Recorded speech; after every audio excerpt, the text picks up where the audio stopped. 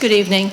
Is there anyone in the audience that would like to lift up a prayer or maybe have a positive message for us tonight?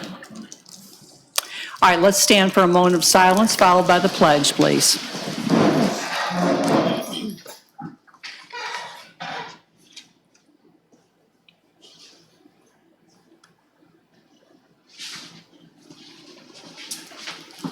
I pledge allegiance to the flag of the United States of America and to the republic for which it stands, one nation, under God, indivisible, with liberty and justice for all.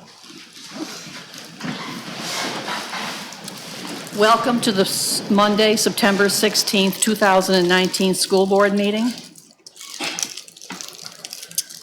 We have an amendment to the agenda. If you'll notice, the proposed contract with Mr. Barnes and Mrs. Floyd have been placed down at under items for individual consideration, 5.2. It's already down there. There's no public comment tonight. Consent agenda items, 4.1 minutes, 4.2 adult education grant, 4.3 joint use agreement with MCAA, 4.4 fundraisers, 4.5 staff trips, grant and categorically funded. Is there any board member that would like to have one of these pulled for individual consideration? Is there a motion to approve the consent agenda?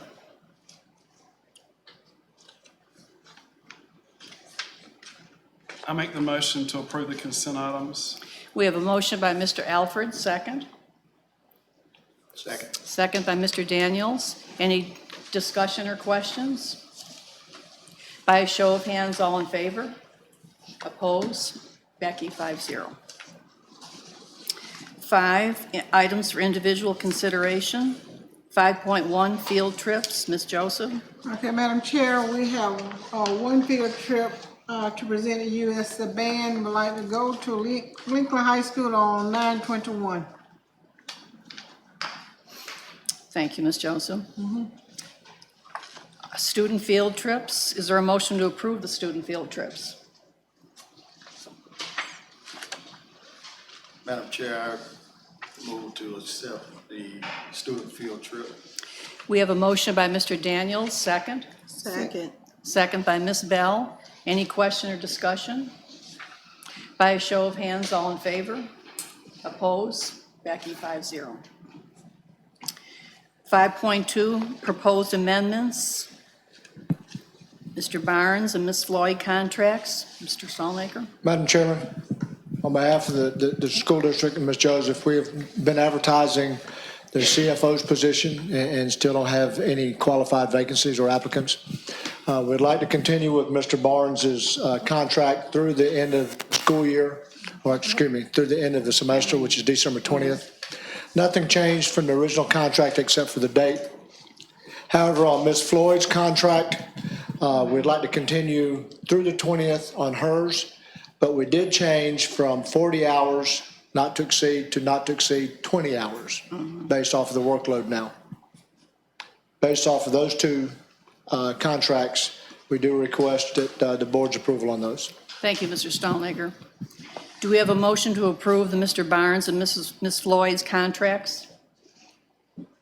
I make the motion to approve the contracts with Mr. Andy Barnes and Ms. Clara Floyd. We have a motion by Mr. Alford, second. Second. Second by Ms. Bell. Any questions or discussion?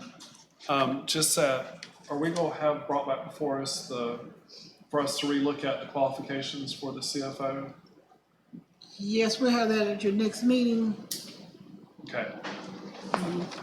Which again, I'm glad that Mr. Barnes is able to still do it. So, I mean, I know this can't be forever, but I'm glad we have him up until December. We're very fortunate to have him. We do have a candidate in the wings. However, he is contracted with another district doing private work and won't be available to the first of the year. Okay. And he was a former CFO for Lowndes County. Oh, thank you, Mr. Stallmaker. Any other questions or discussion? By a show of hands, all in favor? Oppose? Becky, 5-0.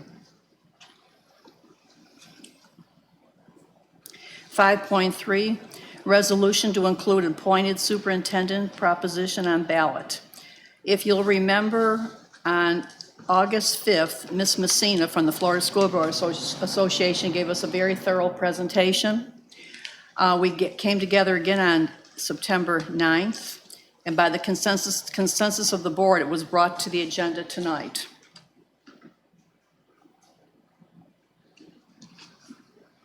Do we have a motion to approve the resolution to include the appointed superintendent proposition on the ballot?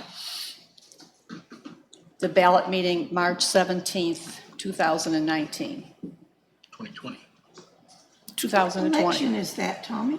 March the 17th, what election is that? That's the presidential preference primary. Do we have a motion? I make the motion to place the resolution on the ballot for the March 17th, 2019. We have a motion by Mr. Alfred, second. Now, this is just to be on the ballot and let the people Yes, this is say if just they to put want it it or not. on the want it. ballot. It's not the Yeah. board trying No. to The board does not make the endorse or decision. not endorse this. Yeah. And if you look at the resolution, it's got the question that goes on the ballot, and then it goes on the ballot, and however people vote, they vote. Strictly putting it on the ballot. Right. Yeah, I mean, that's, in other words, is the yay or nay on the How ballot. much is this gonna cost? Do we have a second? I second. We have a second by Ms. Williamson. Any questions or discussion? Discussion. Mr. Daniels? You had something? Well, the superintendent had asked how much this was going to cost us, which I can go ahead and answer if that's okay. Go ahead. Since those elections are already going to be held regardless, you're putting a question on an existing ballot, so you don't have to pay anything for the placement of that question on the ballot. Now, what will happen is, for any referendum, there has to be a notice of the referendum that's advertised in the local paper for 2 weeks, and so that would be the responsibility of the school board to advertise the notice in the paper, just like we would do a policy or whatever, our normal advertising. So that would be the extent of the cost. Thank you, Mr. Reeves. Any question or discussion? I had a question. Why this particular election as opposed to the general election in November, where there will be more voters, potential voters? Mr. Reeves? Why, is that an option? It's a policy decision by this board, so certainly the board can decide which election you would want to put it on. The only requirement is that it has to be a countywide special election, general election, et cetera. Now, the reason that I had recommended the March election was because the office is up for election in 2020. So people will be running for it at that time. And so just the thought was, if that's not gonna be an option, it's better to have people know that before the time of qualifying, was my only thought. But that is not a restriction on the authority of this board. So if y'all want to, you can put it at your options are the March presidential preference primary. You've got in August, you've got a primary, that's your regular primary. And then in November, you've got the election, which is the presidential election. And it can go on any of those three, or it can go 2 years after that. I mean, any election y'all can do that for. I have Go a ahead. question concerning that. If it were to be done in the August or November, and it were to, say, for instance, pass, when would that take effect? Well, that's an issue. The guidance by the Attorney General has been that if the voters approve the question to make the office of superintendent appointed, that takes place after the end of the existing term. So now, but they've never, I don't know that they've ever been asked it exactly that way, because normally, or a lot of times, these things don't happen at the same time that somebody's running for that office. So if you had someone running for the office and then they get elected and this proposition passes, does that mean it happens right at that November, or does that mean it happens 4 years from now, November? I don't know the answer to that.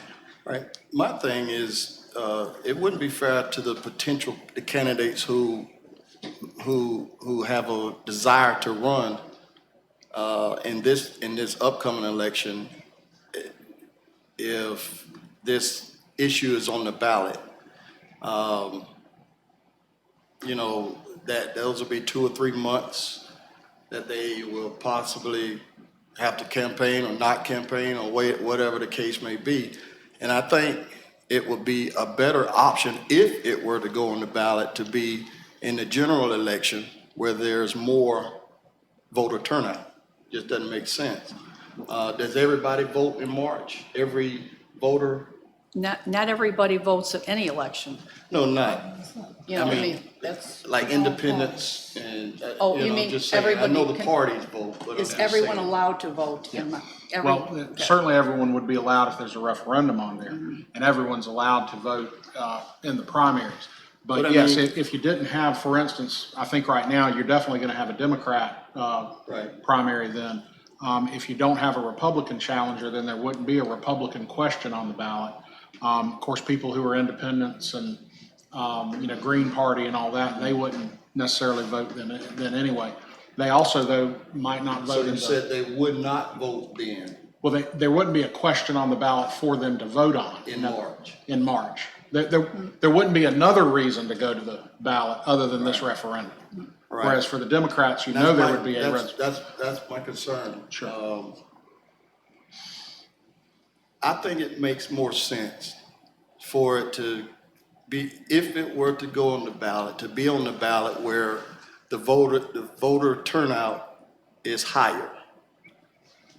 Historically, March has been a low voter, it's been, you know, the lowest the voter turnout. I pulled, for example, voter turnout for 2 years ago, and it was like 361 voters turned out, 3% of the overall voters. And it just, to me, it doesn't make sense to put it on the ballot in March when you have potential candidates who will be running for that office during that time. Whether it's up or down on the vote, you know, it just makes more sense to just push it back to the general election where more voters will vote.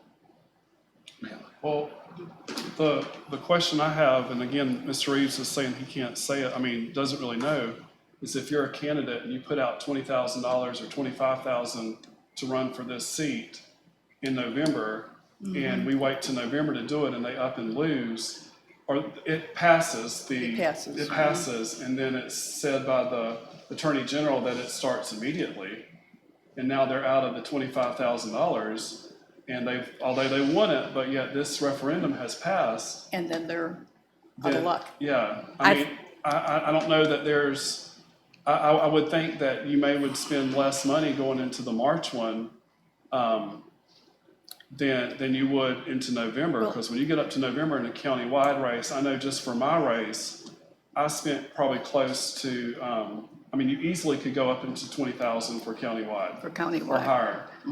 So I mean, that's my concern with, I mean, we could wait to November, but that's my concern that at November, you could have someone who potentially won the seat, but the referendum passed and it's an appointed, and if it were to be, that they were to say it has to start, I mean, I don't know, I mean, you're saying that you don't know for sure if it would start immediately or in 4 years. But again, if a candidate decide to run for the office and they wait around for March and the issue is voted down, then they only have 2 or 3 months to enter the race, and the primaries are in August. It wouldn't be fair. It wouldn't be fair at all for that candidate. So that's why I was saying, I don't know why the rush to put it on this March ballot as opposed to the general ballot, with the potential of that individual who wins the election, winning the election, potentially serving out that term or whatever the case may be. But I'm not sure why we don't know if it were to go on the November ballot. We don't know when that will go in effect. We don't have a clue, or you can find out, or. The guidance we've gotten in the past is that when the appointed versus elected takes effect at the next following term, okay? Now, the term for superintendent begins in the third week in November. So if you strictly followed that advice in the past, if they decided the ballot question in the first part of November, then in 3 weeks later, it would take effect. I think that's the issue there, though, is I could see someone making a legal claim. Well, wait a minute. Either But it way, would be a though, legal rigmarole. I think you'll have a legal either way, wouldn't you? Well, there's certainly, look, the which election it goes on is a policy decision that the board makes and doesn't involve me. But if you want to know which election would give you the most certainty, the March election would give you the most certainty because there's not a good argument that it wouldn't start in November if the decision is decided in March. If the decision is decided in August, or if the decision is made in August or November, people have already qualified at that point to run for superintendent, and they may have acquired some rights by that qualification. But now that doesn't restrict what y'all can do. Y'all can put it on any of those 3 elections or 2 years from that election. But I still feel like it would be best to put it when it is a higher voter turnout. I mean, that we're asking for the people to voice their opinion, and for us to put it on a ballot that people might not show up to vote, that's taking away their options, to me. No, they have an option to come vote at any election. Yes, they have a lot of options to vote. But let me ask Mr. Reeves. I thought the reasoning for doing that date would be because they couldn't qualify before that date. Is that true? A candidate cannot qualify before March 17th? The time of qualifying is after March 17th. So after, yeah. After. So that decision would be decided one way or the other before they have to qualify. Now, I think what Mr. Daniels was saying was that people start to run before they actually qualify, which is accurate. And so but that's a policy decision for y'all to make. The best of the 3 elections, the best election to defend legally, I think, is March. But you know, I'd be that very doesn't mean. upset if I ran and won, I mean, and they didn't let me have it. I would think that the March would be the one. I mean, again, people have the right to go vote at any time, but I have a hard time with taking it through November, and you know that someone's put out over $20,000 to run a race, and it comes up and it's voted up, and then they're not entitled to that position. That's not fair to them. So are we actually trying to put somebody in the superintendent position that is appointed in the next ballot? That's what we're trying to do? We're trying to put it on the ballot so that people So decide. Mr. Reeves has said that if we put it on the November ballot, we might, if it does be approved, then 4 years later, it still would be. We don't know if it don't would be know. 4 years. Y'all give it But you see time what I'm to- saying? Are you asking? Yeah. Yes, sir. The question is, so how are you going to select your superintendent, right? So the school board decides whether or not to put the issue on the ballot. Then the people decide whether or not it's going to be elected or appointed. So if you put it on the ballot, it doesn't matter which election. If the people decide it's going to be elected, it'll be elected. If the people decide it's going to be appointed, it'll be appointed. The question is, when does that appointed, if they decide appointed, when does the appointed part start? And you said it would start 4 years later if, And pretty much. right now, what the Attorney General has said is that if that it starts the first day of the term after the question Which would is be that same decided. year. But 3 weeks normally, later. but that has never been determined in a case where you decided it at the same time that people are running for superintendent. Right. So there's a question. Now, I don't think in any of those elections, if the people decide to make it appointed, it will be appointed. I don't think there's any question about that. Right. But now, when's it going to take effect is the question. Right, and who created the verbiage for it to go on the ballot in March? This particular verbiage? Question? Yeah. I copied it from Martin Okay. County or So Escambia, if one we of those. created that verbiage, is it possible for us to, or would it be legal for us to say after this term? You're right. This upcoming term, after Right. this particular elected candidate win and serve out this term, 2024. What the statutes allow you to do is put the question on the ballot. The statute really doesn't give the board the authority to determine when it takes effect. That's just by operational law. So that, So if- that's an issue. If we put this on the ballot in November and it was to pass, that would be the first week of November. It's 3 weeks before that term ends, so it could take effect in 3 weeks. The person that got the most votes wouldn't get the job, and we would have 3 weeks to hire somebody? It could either take effect in 3 weeks or it could take effect 4 in years, 4 years but you and don't 3 know. weeks. But you don't know. That's the question. We keep saying could, but we don't know for sure. We do not. The only for sure we would know is the March. That would be for sure. Yes. And that was your recommendation, was the March That was election. Mr. That was my recommendation as the most legally Recommendation. defensible, but it's not my decision now. I It's the school. understand, I understand. We've got a motion by Mr. Alford and a second by Ms. Williamson. Let me turn to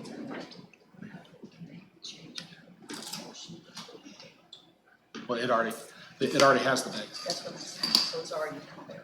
Well, okay, and let me, Yes. let me point that out. The resolution that was in your packet already says the March 17, 2020 election day. So if you all approve it, that's what you're approving Yes. unless y'all change it. And the reason it says that is that was the instructions I got from Clay, was what he had been That's what we, instructed. So the resolution has the date in it. So if that's not the date y'all want, you need to speak up now. okay, so we have the date already established. We've got a motion by Mr. Alford and a second by Ms. Williamson. Any further question or discussions? I still feel like it need to be changed to November. Okay. Any other questions or I discussion? agree. Where there's a higher voter turnout so that all the voters can have a say or a voice, I'd like. or leave it alone altogether. Okay, thank you. Personally, I'd like to give the public an opportunity to voice their opinion on this. I know it's been done a couple of different times. I'm not promoting it, I'm not encouraging or discouraging it. This is strictly up to the public. All right, by a show of hands, all in favor? Oppose? Becky, 3-2. 5.4, appointment to value adjustment. Ms. Joseph? Okay, I spoke with the clerk of court, Mr. Washington, and he says it's time for the board to appoint someone to the value adjustment board. I don't know who served last year. I did. So, yeah, Well, I mean, I'd like to give someone else the opportunity. Tommy, do you know when it is? No, it's pretty close here. And you need a board member, and then you need, a business? Yes, yes. But I don't remember who we got last time. I'm unable to be on it based upon conflict of interest with my sister being the property appraiser. okay. Do you know the dates or anything? I don't have the dates. It only requires 1 or 2 visits. It's not, So who are we getting? Bart says he wasn't, eligible. He's excusing himself from that, so we have 4 other persons. I'm gonna be out of town the week of the 19th, 11th, and 12th. If it's not one of those days, I can do it. But if it's one of those days, I'm gonna be gone. why don't you, if you'd like to go ahead, and then if you can't do it, I'll do it, all right? Is that all right with you? Okay. Okay, And you need a motion and a second. Okay. on Well, that. I think you have to have an alternate. I mean, well, I'll be the alternate if no one else wants to do it. Well, but then you also need a private person to, business owner. From your district. well, no.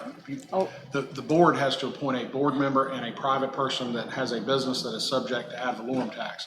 So the board there's 2 seats. The Value Adjustment Board is 5 people, Right. 3 of which are appointed by the Board of County Commissioners, 2 of which are appointed by the school board. So I think you can certainly say that for our school board member, you could say Ms. Williamson is primary and you're the alternate, but then you also need a business owner From anywhere within the county. anywhere within the county. oh, it doesn't have to be in your district, I was Does not thinking. have No, to it be in any doesn't have to be particular. your district. This is a county thing. Yeah. Well, let me consult you again. it would probably be best to That's what I'm speak to thinking. them ahead of Yes. time if you've got Yes. somebody in mind. But, however you want, there's not really good rules on this. I mean, however. So you we want. don't have to come up with a name right now then? You don't, I would, I would certainly appoint your board members like you're Yes. talking about today. And then, you need to talk to some folks and get some Okay. names Yeah, for we'll, the next meeting. okay, sounds good. Okay, do we have a motion to approve Ms. Williamson as our appointment to the Value Adjustment Board?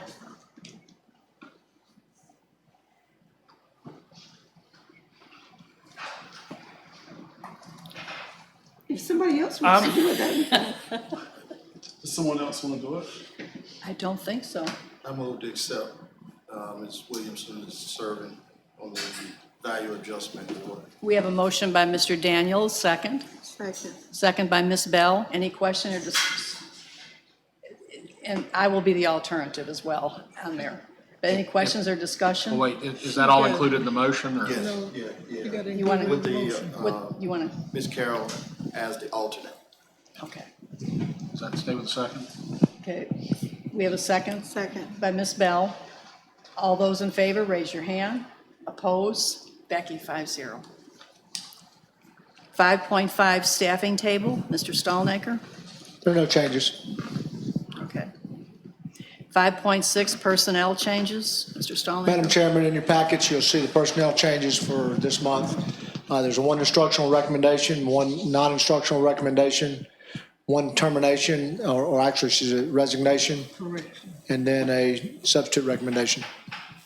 Thank you, Mr. Stallnaker. We also have 6 pages with approximately 50 names per page of volunteers that need to be approved. And lastly, we've been focusing on instructional staffing positions and those in the classroom. We have 4 vacancies in bus drivers. Some are either due to retirements or settlements, workman comp claim and so forth. I do need to request permission to advertise those to get those filled as quickly as possible. Do we have a motion to approve the personnel changes? Madam Chair, I make the motion to approve the personnel changes. We have a motion by Ms. Bell, second. Second. Second by Ms. Williamson. Any question or discussion? All those in favor, raise your hand. Opposed? Becky, 5-0.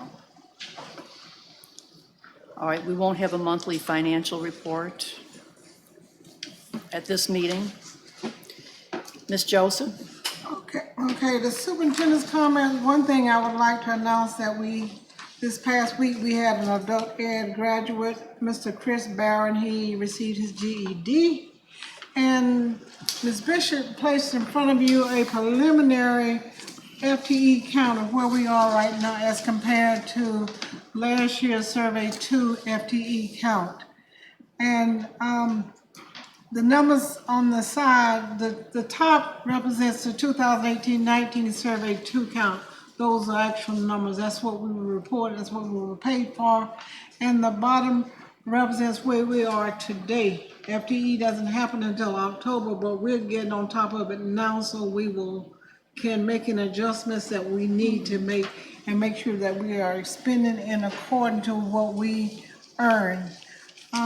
We see from last year, the high school is down 22 students, the central school is up 26 students, Greenville is up 2 students, Lee is down 12 students, Pinette is down 28 students, and JBA, Joanne Bridges is up 4 students. That leaves us, we have a decrease of 30 students in my enrollment.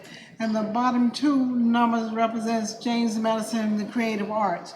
And this is just a preliminary, let you know where we are. We're on top of it. We're discussing it every week. We're looking for students and making sure that we have them coded correctly and everything so we can receive our full funding.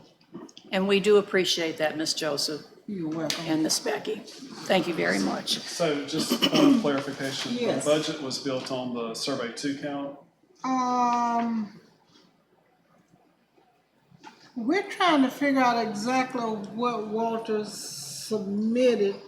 And I think he submitted when he did the projection, it was from the prior year. He did the same thing he did the year before.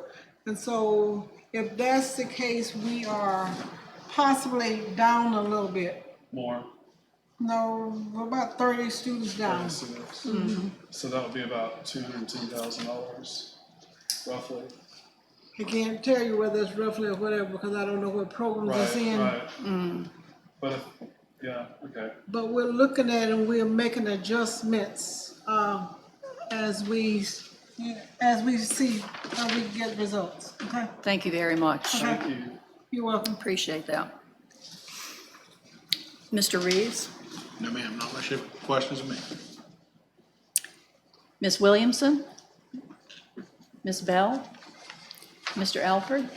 I just want to thank Ms. Joseph for all her work and trying to keep us on top of the numbers, and her doing a really good job being put into something that probably wasn't in her career path to one day be a superintendent, but she's done a great job and We do appreciate it. is leading the district forward in a positive way, I feel. Friday night, I had the opportunity to work with Ms. Gibson in the concession stand with the band, and it was a fun night, very busy against Swanee, and encourage everyone to come out to the games to support the youth in the district.